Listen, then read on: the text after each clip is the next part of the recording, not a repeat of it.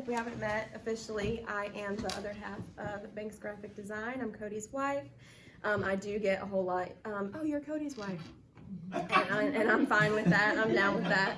A little bit about my background. I have worked virtually or remotely freelance for 7 years this year, and did mostly like virtual assistant work, that sort of thing, personal assistant type stuff, but I always helped with social media to some level, and have made that my full-time, what I actually do full-time in the last year. It's not something I planned on doing, but this guy inspired me and encouraged me to do it, found that I had a knack for it. So I would suggest not being encouraged by Cody or Amy, because you'll find yourself talking to a room full of strangers at 8:30 on a Wednesday. So try not to be encouraged by them.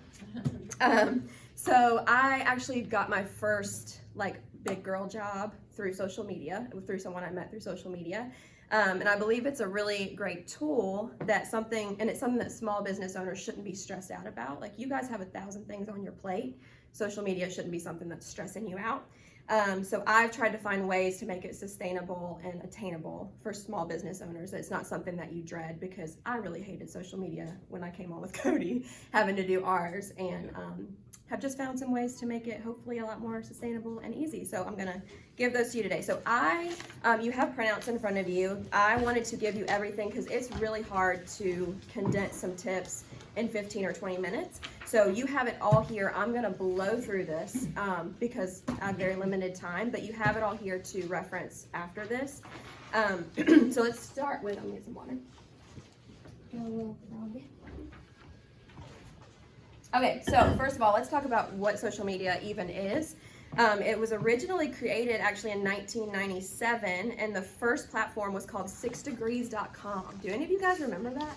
Or have you heard of it? Vaguely. Yeah? Dating myself here. Yeah, I had not heard of it, I was like, okay, but it was a networking thing for people to connect with friends and family on a website. That was the first time that had ever happened. And as of 2023, the most popular reason for using social media, according to a research that was done, is to connect with friends and family. Almost 59% of users of social media give that as their top reason for being on social media. It's to connect to friends and family. So this tells us that we are on social media to connect, not to be sold to. We are there to connect with other humans. We want to be entertained. We want to be understood. We want to feel welcomed. If anything showed us that, COVID showed us. Like, everybody was live on social media. Everybody was launching their pages. Like, we wanted to connect to other humans, and that's always been the point. So as small business owners, what does that mean? Because we are selling something, right? So what does that look like? So a person actually has to come in contact with your brand 7 times before a purchase will take place. That is called the rule of 7. It actually originated in the 1930s from movie studios, when they realized the need for multiple exposures to advertisements before influencing audience behavior. So that means someone has to come in contact with your posts, with signage, different forms of advertisement 7 times before they're going to think, oh, my car's making that weird noise. I saw that post the other day. Let me call them. They have to come in contact with you 7 times, and it's subconscious and conscious. So that means if someone's scrolling past your post and they don't even engage with it, it's still exposure that goes into those times that they're seeing, like, oh, you know what? My kitchen's a wreck. That girl Lindsay does organizing. I'm going to call her, So just keep that in mind. That's really good to know. And a most recent study done by GWI, which is an audience insights tech company, found that the average person spends 2 hours and 23 minutes on social media every day. 2 hours and 23 minutes, okay? Yeah, it is way too much. But the good news is it gives small businesses the opportunity to be in front of people's eyes a lot, because they're on there a lot. Just a side note, 10% of your followers actually see your posts when you post them. 90% don't. So that means if you're posting the same thing, another 10% is going to see it. Some people might see the same thing over and over, but just keep that in mind, that continuing to post is okay, even if it's similar content, because the way the algorithm works, is not working for you. So don't feel bad about, recycling things. But anyway, simply put, for your business, you're regularly in their face. That is the thing, being on social media. But remembering around social media to connect and not be sold to, it gives us as small business owners the unique opportunity to humanize ourselves and our business. We, as small business owners, why are we supporting each other? We love the little man, right? We love knowing that, like, when you work with us, you're putting food on our table. We're not going through this big hierarchy. We are the little man, right? So it gives you a unique opportunity to humanize yourself and tell your story. So I like to say, think of it like this. If your business is a house, your pages, whatever those are your front porch. They are what gives your customer an idea what they're going to find when they come in the house. What do the flowers look like? What are if I peer in the windows, what am I going to find? Why do I want to even come in this house? Social media is that front porch, right? And then your living room would be things like your email list, direct phone calls, that actual direct communication that you're having. That is your living room, and you're trying to get people to the dining room table where the transaction actually is taking place, right? Where you have now built trust with this customer, this client, and that's where it actually takes place. But it starts with the front porch, which is what social media is. So while you're here, it's for some tricks and tips on how do I do this? Like, that's great information, right? I am going to give you guys 3 tips and tricks. It's really hard to come up with like 3 things that I could give you, but if I could give every single person like these 3 things, this is what I would give you. So number 1, keep it sustainable. There's a saying that I heard that has stuck with me for a long time. You're looking to go an inch wide and a mile deep instead of a mile wide and an inch deep. Meaning, if you're on every single platform, you have spread yourself way too thin and you're gonna burn out within about a month. So I like to tell people, pick 1 or 2 platforms and stick to them. Do not be on TikTok, YouTube, Pinterest, Instagram, Facebook. Like, don't do it, because you are gonna give up, because you're gonna run out of steam. So you're looking to build a community on a couple of platforms versus all the platforms, right? So it's better to start with what you can stay consistent with in order to build trust with your customers and clients, instead of being on every single platform only to never create content. Something to keep in mind is your demographic. Meaning, if you work with Gen Z, if Gen Z is your primary client, so like, what is Gen Z? Current school age. I am not Gen Z. What? Current school age, like high schoolers. You're gonna want to be on TikTok and not Facebook, because Gen Z, Facebook is old now.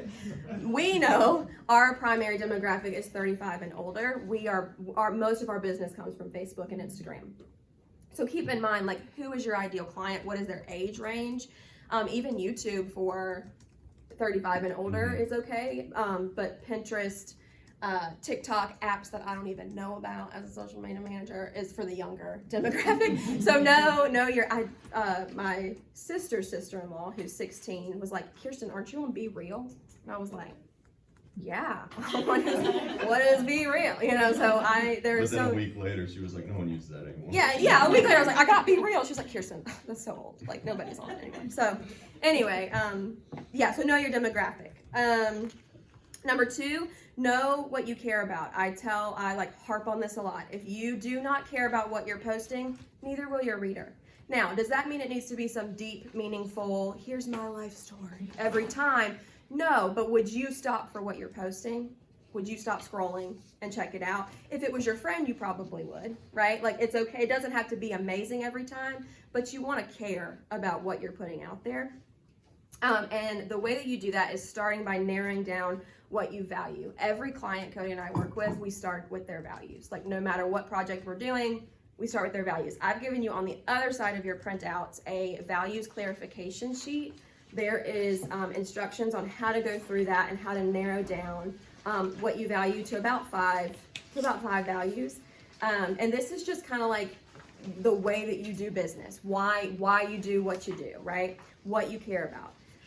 So figuring that out, and then from there, you're going to decide on what's called your pillars. Now, this is the big kahuna. This is what I wish everyone could understand. When I explain pillars to clients, it is like a light bulb moment of, oh my God, this is so much easier than what I've been doing. For me to explain it in 5 minutes is going to feel like a lot. So I've written it down. I would say if you could research anything about social media, research pillars. So once you decide your values, and this one's a Cody Banks. So think of your values as the car, right? And your pillars are the GPS. They are telling you how we're getting there. They're giving you parameters so that when you sit down to create content, you're not just pulling stuff out of thin air. You have a strategy, you have a plan, you know what kind of content you're wanting to put out, how you communicate your why, what you want to communicate, what you're trying to build between you and your customer. So pillars are consistent themes or topics that your business shares about. Things like empowerment, empathy, encouragement, promotion, lifestyle, etc. They are the way you share your why. They are the way that you share why you do what you do. So I'm going to give you some examples of what this would look like with values. So for us, we value quality in our business. We value encouragement and empowerment, and we value trust and connection with our clients. Is this for Wear My Wednesday, Lindsay? Because make sure I look good. Okay, so say you value quality, right? And this is like if you are a product, if you offer a product, a lot of people would value quality. So that's your value. Then your pillar might be promotion, which means you are showing the quality of your work through the promotion of your business. Does that make sense? So quality is the value, promotion is the pillar, and it would look like a picture or a video of your finished product or work. So Cody, we post a lot of his finished product, not the mistakes he made, not the times he had to pull off the vinyl and start over. We have a pretty finished product because we value quality and we're promoting the quality of our business, which looks like a finished product. Another example would be encouragement or empowerment. If that's something that you value in your business, you want to empower people, your pillar would be education. So meaning you're empowering them with how to do it themselves. So for example, if you are a hairdresser, right, you might do a how-to on how to do your own blowout at home, but they're still going to need you for the haircut, right? But you're empowering your clients to take care of their hair between appointments. So your pillar would be education. So that would look like a how-to, a tutorial, that sort of thing. Say you value trust or connection, your pillar would be empathy. So you're trying to make your audience feel like you understand what they're going through. Like for mental health businesses, that is a really awesome pillar to have. You want them to know, I know what it feels like to blank. So for us, we serve a lot of small businesses. So for our empathy pillar, we often are like, we know what it feels like to be overwhelmed with social media. So here's how we can help you. So this looks like sharing your story behind the scenes or your why. And again, it doesn't have to be super deep, or it can be every once in a while. Like you can share things that are transparent. There's a difference between transparency and vulnerability. So like transparency, you're allowing people to peer into the window, whereas vulnerability is you're throwing up all over them. Here's all of my trauma versus like, here's how I can help you through this, right? So you want to keep that in mind. That's a lot. I love talking about pillars, and I can make it a lot simpler if we had like 2 hours, but I don't. So look into pillars for sure. That's the first place I would tell people to start with social media. And lastly, and really simply, show your face. People don't like to, some people are fine with it. Cody Banks over here is fine with showing his face. But some people don't love that. But here's the deal. Again, it humanizes you. They see the face behind the business. So if you are taking a picture of a product, add a picture of yourself before that to swipe through. People want to see your face. They want to see you talking on a video if you're comfortable with that. They want to see your face. They want to see you with your family on the weekend, what you're doing outside of business. So if you're constantly posting just about your business, think of ways you can post about other hobbies that you have, because it, again, humanizes you, right? It's like 80% can be about your business, but try to introduce like, hey, I'm still a human that made this for dinner tonight because you put this food on my table, right?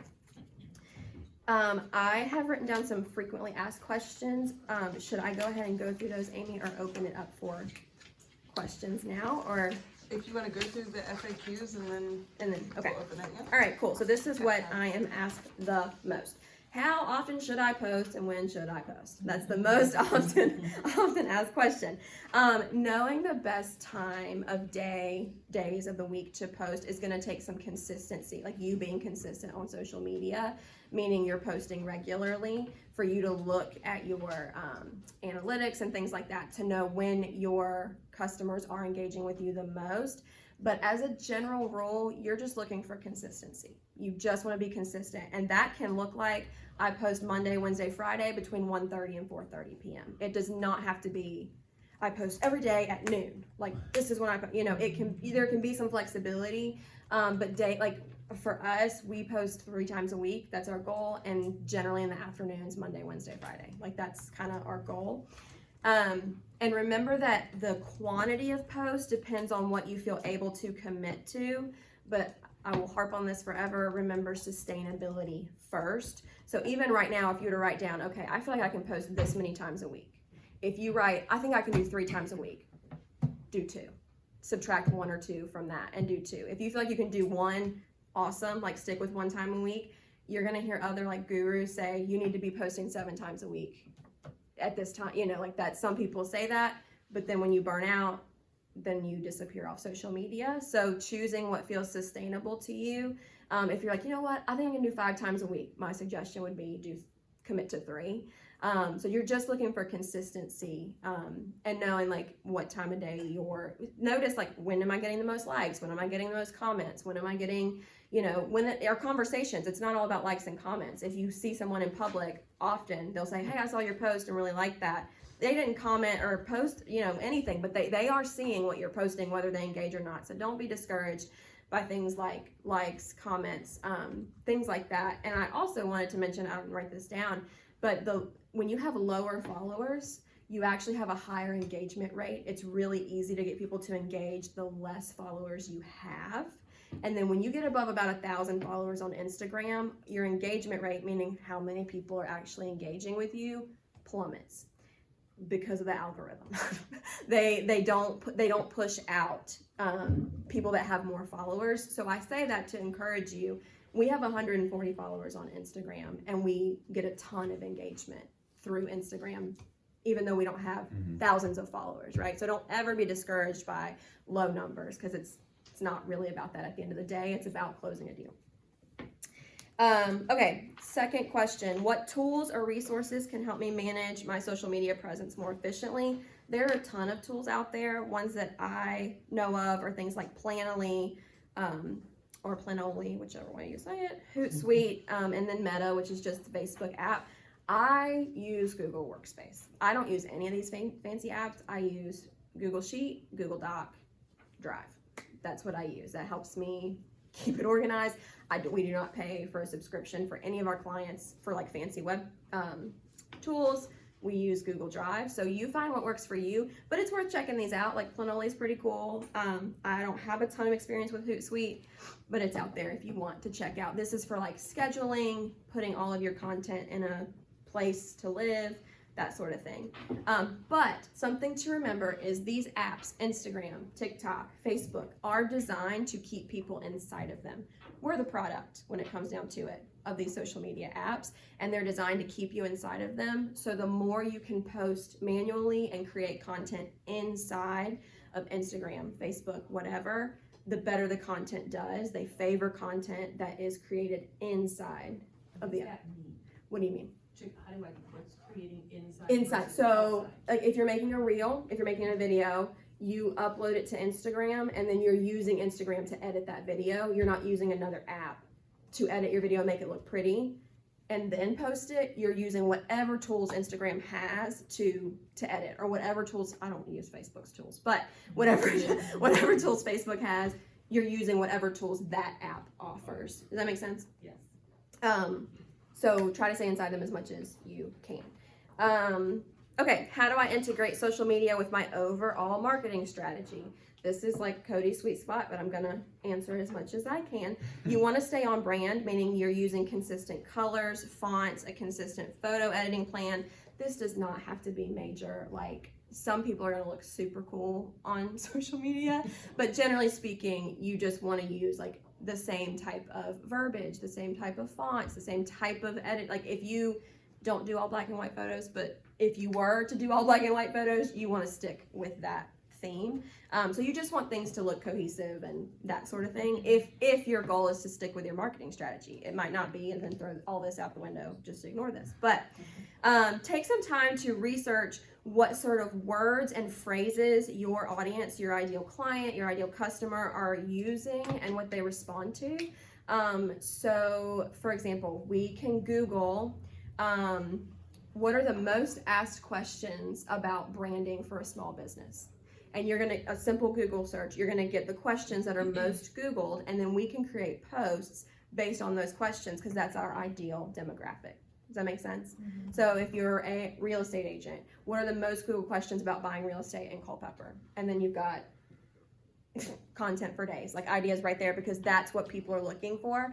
And at this point, social media is a search engine, like, so you're looking for SEO friendly stuff. So there's that. Always end your not always end your post with a call to action, not every time but regularly, meaning you are sending the reader at the end somewhere. You're not ending with have a great day. You're ending with, hey, head to our website and contact us here. Hey, if you find yourself needing a new home, this is what we can offer. Yeah. That point right there, what I'm seeing is with my website, again, pushing them to go somewhere else besides the platform. Sure. I don't get hardly any engagement. Yeah, okay. Now, it's working because obviously I'm seeing people go Yeah. at some level, but Mm-hmm. the engagement part is like... On the post or to your website? Well, on my post, I'm not getting any reactions. Any reactions to it's it? invisible. Are people going to, are you seeing traction on your website? Some, So- I mean, I think it could be more. Okay, It's so not- something to consider is they are gonna, if the goal is to get them to your website, they're gonna click that link before they comment. Like they're not gonna go comment, like we want quick and one click. We do not have time to heart and then, like, and I'm saying this from I guess what I'm saying is if I have a PayPal or a Eventbrite link, Sure. is that going to throttle who sees it? So because it just doesn't seem to be getting the interactions. it really depends on your other copy. So like what else you're writing in your caption. You wanna, again, research words, keywords people are using in your particular field, and you want to put as many keywords, phrases, all of that in your caption where it doesn't sound gimmicky, but that's going to push it out more. It depends on the quality of your photo, video. You want really good quality photo and video. It's so many factors that I could totally talk to you about for an hour, but it just depends. It depends. So, and it really depends on your goal, like where are you trying to send them as far as the call to action. But yeah, keeping in mind there's so many factors, and it's trial and error. So like if something works, keep doing it, and if it doesn't, don't do it again. That kind of, and I know that's not, doesn't answer it like full on, but No, I'm saying some people drop their links in the comments section, Yeah. so it doesn't get deep. yeah, So I know which that's is a factor. which is frustrating. Like, yeah, I hear you. So, anyway, yeah, so end with a call to action if you can. And again, there's so many options. That's a whole conversation in of itself. But look it up. Look up call to actions. Look up call to actions in your field. And consider what your goal is. So how do I stay up to date with the most recent trends and strategies in social media?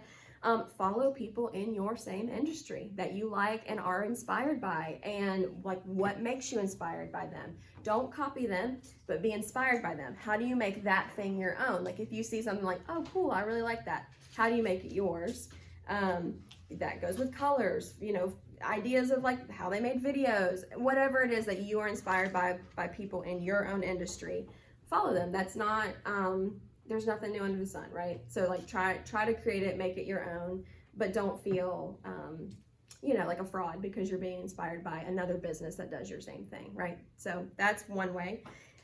Follow and listen to social media managers and experts. So my favorites I have listed are Shannon McKinstry, Emily with her last name that I can't say, and Brock Johnson. So if you want to look them up on social media in general, they are social media managers, business coaches, and they tell you what's going on with the algorithm. They tell you what, it's like, and they post a lot of free content. They also, everything they offer that you have to pay for is for sure worth it. So I would say follow managers and look up podcasts. That's also a really, really good way to get free information and content.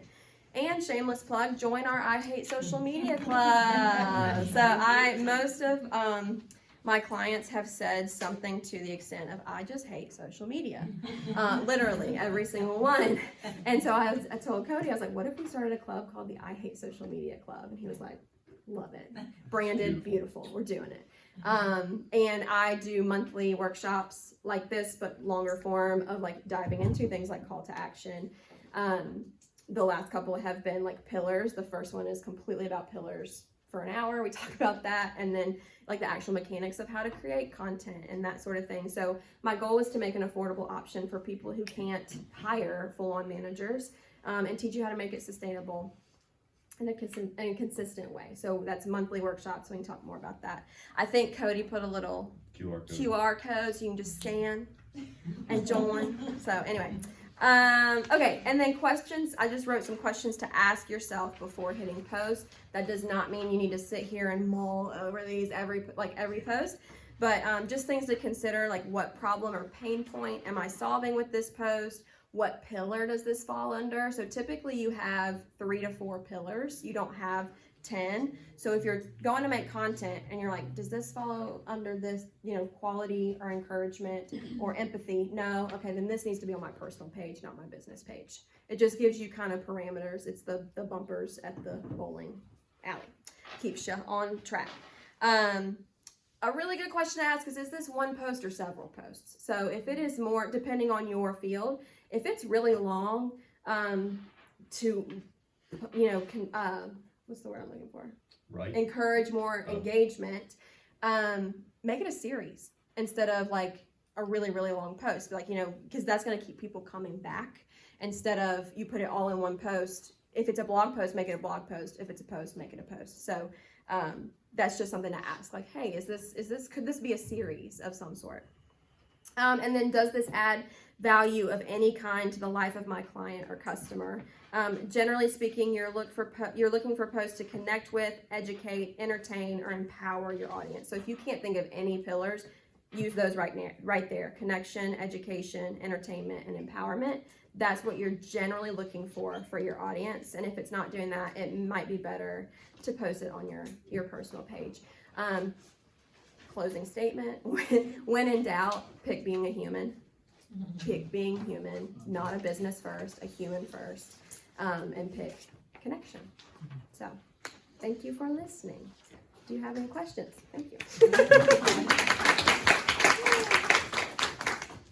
Yeah, I got a question. Okay. How do you integrate your personal and your business in terms of posting? Because people post on certain things on the personal, but, Right. but their clients know they have a personal page and they have Sure. a business page, and they're going to be Yeah, following both. totally. Really good question. That's something, because we've gotten most of our business from Cody when we started. Most of our business was from his personal Facebook page. And that was when I started researching, like, okay, are we annoying people? Like, how do we do this? Here, my school of thought is your friends and like the people that care, they're not going to care how many times you post your business. So like your ideal client, they're not going to care. So sharing posts, posting about your business as much as you want on your personal page, in my opinion, if you lose followers over it, they weren't your people anyway. So don't worry about it. The unfollow button was invented for a reason. Yeah, so like, people are really surprised when I tell them, like, I think losing followers is a good thing because you're actually narrowing down your people. So that's one thing, but like for Cody, we post everything about our business on his personal page, but then he does his new hobby is racing lawnmowers. I don't know if you guys have seen that, but that's his thing, and he does not post about that on our business regularly. We put it in our email last month. We put it in our email. It's a metaphor. Yeah. But he keeps that hobby just to his personal page. Yeah. Does that answer your question? Actually, that's part of it. I guess the other part was the content that you as a private person will post just on your personal page. Sure. Should you be cautious of what you're posting on your personal page if you're a business owner? Yes. Simple answer, yes. The values clarification that I gave you guys, I suggest doing that for yourself as a person before your business, and then do it for your business.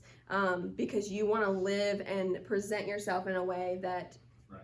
we're just encouraging people. Like, encouragement's one of our values across the board. We want everyone to feel encouraged when they're around us. So we're not going to post anything that's putting someone else down, even if it's political. Like, we just don't do that. We don't post political stuff. That's a value that we have. You don't have to have the same value, but yes, we present ourselves in a certain way across the board. So yes, be mindful about what you post across the board. Yeah. So at the beginning of your presentation, you talked about how we're small businesses and we have issues with time management. Yeah. So I hear you saying 2 or 3 posts a week, Sure. and that could be quite a lot. Yeah. When you have a small business. Yeah. And I was thinking, at what time do you consider having an expert, kind of probably like you, Sure. help us with that part? Yeah. And for that, I am guessing there is a whole work behind it. Yeah. Talking about branding. Yes. Yeah. And like representing your firm and what you're really about. Sure. So, at what point we consider, okay, we should Yeah. Hire someone. and probably determine how much would that cost? Posting on Facebook for our personal stuff, Right. it's quite simple and Yeah. easy. We just post about what we like, Sure. right? But business is quite different. Yeah. It's more kind of you have to be professional. It's more involved. You want to represent that. Yeah.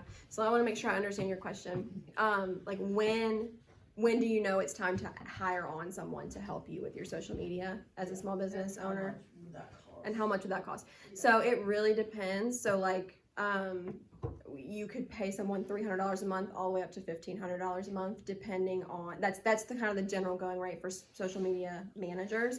Depending on, like, if you want 3 posts a week, it's going to be less than 7 posts a week. If you want videos, it's going to be more than static posts. Like, it just depends on your goals as a business owner. And I think someone told us this that was super helpful. The time to hire someone is when you start losing business because of that thing. So if you're losing clients and you're not getting back to clients on your social media, it's time to hire on help. If you're having trouble keeping up with that, if you're not able to shut down at night, and as small business owners, we're like, let me leave my 9 to 5 job to work 90 hours a week. This is awesome. This is so smart, So I totally get that. So yeah, I would say if you're starting to lose work and clients over it, that would be the time. Does that help Yes. generally? Yeah. I was gonna say also, Pam, I hired Thanks Graphic Design. Because I was like, I don't know what I'm doing. Can I, do you have just kind of a way that I can start doing this on my own a little bit better, things like that? I wasn't necessarily losing clients, but I just had questions. It was in my head, and I thought, you know what? Might as well ask the professionals. And it was well worth it, and did not break my bank. Yeah. And so something. Well, thank you. Good job, Yeah, I think something that we offer to make it more affordable is one-on-one coaching for people specifically on their social media, and then the I Hate Social Media Club to give you like tools and tricks to make it more sustainable.